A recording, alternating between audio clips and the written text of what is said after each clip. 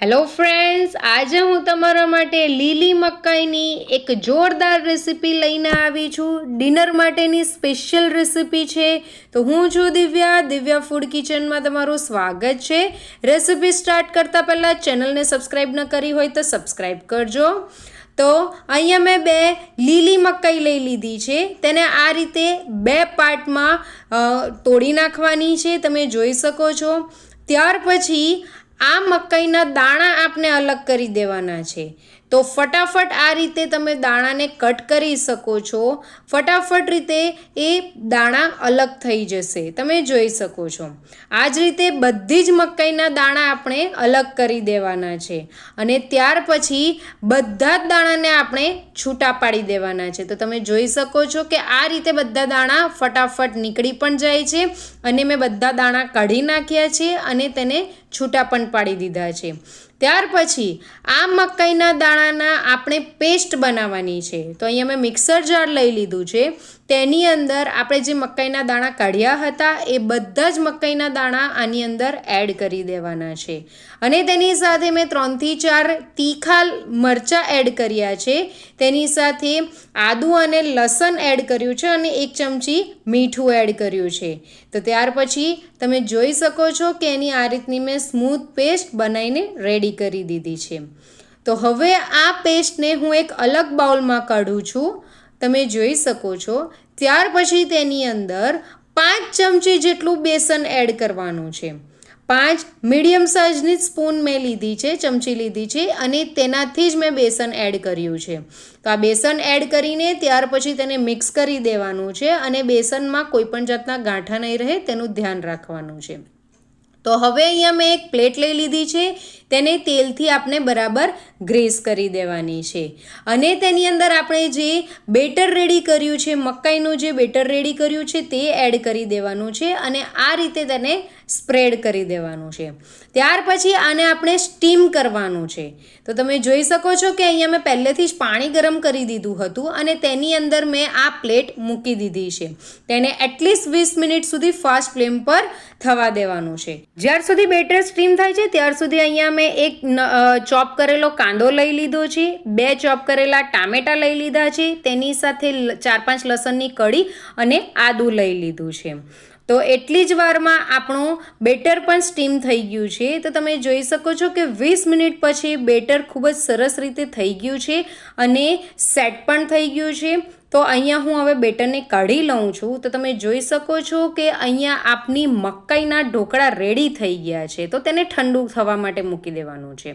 જ્યાર સુધી એ ઠંડુ થાય છે ત્યાર સુધી અહીંયા મેં એક પેન લઈ લીધી છે. તેની અંદર 2 ટેબલસ્પૂન જેટલું તેલ એડ કરી દીધું છે અને તેની અંદર આપણે જે ચોપ કરેલા કાંદા અને ટામેટા છે તે એડ કરી દીધા છે અને તેની સાથે લસણ અને આદું પણ એડ કરી દીધું છે. તો અહીંયા હવે આપણે થોડા સ્પાઇસીસ એડ કરવાના છે. 4-5 મરી લીધા છે, 3 લવંગ, તજ, એલચી, 2 સૂકા મરચાં અને તજ લીધું છે. તે આ બધાને જ આપણે એડ કરી દેવાનું છે અને તેની સાથે અડધી ચમચી મીઠું પણ એડ કરી દેવાનું છે.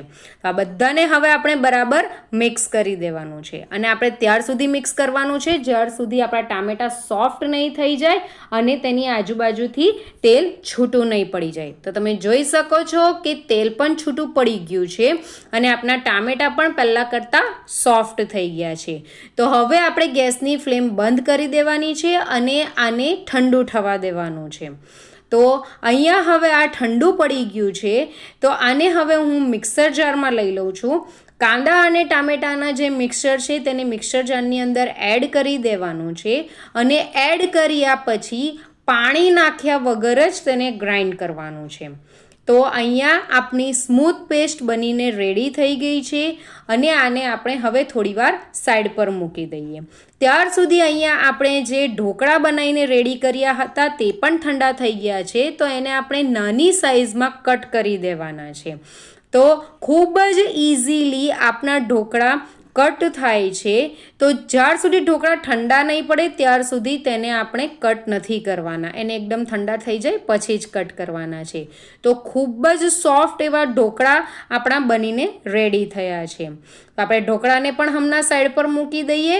તો અહીંયા મેં એક પેન લઈ લીધી છે, તેની અંદર 2 ચમચી જેટલું તેલ એડ કરી દીધું છે અને 1 થી 2 ચમચી જેટલું બટર એડ કરી દીધું છે. ત્યાર પછી તેની અંદર 1 ચમચી જીરું અને અડધી ચમચી હિંગ એડ કરીને મિક્સ કરી દીધું છે. મિક્સ થઈ જાય એટલે તેની અંદર આપણે જે મસાલાને ગ્રાઇન્ડ કર્યો હતો, કાંદા અને ટામેટાના મસાલાને, તેને એડ કરી દેવાનો છે અને 1/4 કપ જેટલું પાણી એડ કરી દેવાનું છે અને આ બધાને આપણે મિક્સ કરી દેવાનું છે. વિડીયોને એન્ડ સુધી જોજો, ખૂબ જ સારી એવી ટેસ્ટી ડીશ બનીને રેડી થશે. અને જો ચેનલને સબસ્ક્રાઈબ ન કરી હોય તો સબસ્ક્રાઈબ કરજો. તો અહીંયા હવે આપણે થોડા મસાલા એડ કરવાના છે. તો આપણું તેલ પણ છૂટું પડી ગયું છે, તો તેની સાથે જ હવે મસાલા એડ કરીએ. તો અડધી ચમચી હળદર, અડધી ચમચી લાલ મરચું, 1 ચમચી ધાણા પાવડર, 1 ચમચી કાશ્મીરી લાલ મરચું અને 1 ચમચી કસૂરી મેથી એડ કરી છે. તેની સાથે કિચન કિંગ મસાલો એડ કર્યો છે. જો તમારી પાસે કિચન કિંગ મસાલો નહીં હોય તો તમે ગરમ મસાલો પણ એડ કરી શકો છો. તો આ જ રીતે આ બધા મસાલાને આપણે મિક્સ કરી દેવાનું છે. મિક્સ થઈ ગયા પછી તેમાંથી તેલ છૂટું પડે ત્યાર સુધી આપણે તેને મિક્સ કરવાનું છે અને તેને કૂક થવા દેવાનું છે. આટલું કૂક થઈ જાય ત્યાર પછી તેની અંદર હું 1 ગ્લાસ જેટલું ગરમ પાણી એડ કરું છું. ગરમ પાણી એડ કરવાથી આપણી કૂક થવાની જે પ્રોસેસ છે એ ચાલુ રહે છે. બસ આ રીતે એને મિક્સ કરતા રહેવાનું છે અને તેની અંદર ઉબળો આવી જાય ત્યાર સુધી થવા દેવાનું છે. તો અહીંયા 1 ચમચી જેટલી ખાંડ એડ કરી છે, જેથી આપણા બધા જ મસાલા બેલેન્સ થઈ જશે. તો ત્યાર પછી તમે જોઈ શકો છો કે અહીંયા કૂક થઈ ગયા પછી તેની અંદરથી તેલ છૂટું પડી ગયું છે. તો તેલ છૂટું પડી જાય એટલે તેની અંદર આપણે જે ઢોકળા બનાવીને રેડી કર્યા હતા તે એની અંદર એક એક કરીને એડ કરવાના છે અને ઢોકળાને અલગ અલગ દૂર દૂર મૂકવાના છે, જેથી મિક્સ નહીં થઈ જાય. ત્યાર પછી આ બધાને આપણે બરાબર મિક્સ કરી દેવાનું છે. મિક્સ થઈ ગયા પછી તેની અંદર હું કોથમીરના પાન એડ કરું છું અને તેને પણ મિક્સ કરી દઉં છું.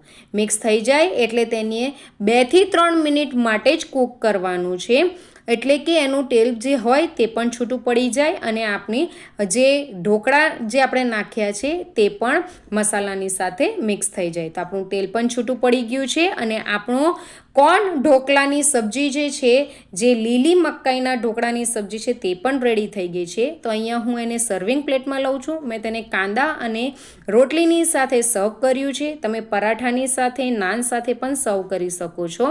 તો ખૂબ જ ટેસ્ટી એવી ડિનરમાં બનાવી શકો તેવી રેસીપી છે અને ખૂબ જ યુનિક રેસીપી છે. તો તમને મારી આ રેસીપી કેવી લાગી એ જરૂરથી મને કમેન્ટ કરીને કહેજો. એકવાર આ રેસીપી તમે જરૂરથી ટ્રાય કરજો. ખૂબ જ યમ્મી લાગે છે, ટેસ્ટી હોય છે અને ખાવાની તો ખૂબ જ મજા પડી જાય છે. જો તમને મારી આજની રેસીપી ગમી હોય તો મારી રેસીપીને લાઈક કરજો અને તમારા ગ્રુપમાં શેર કરજો. Thank you for watching. By.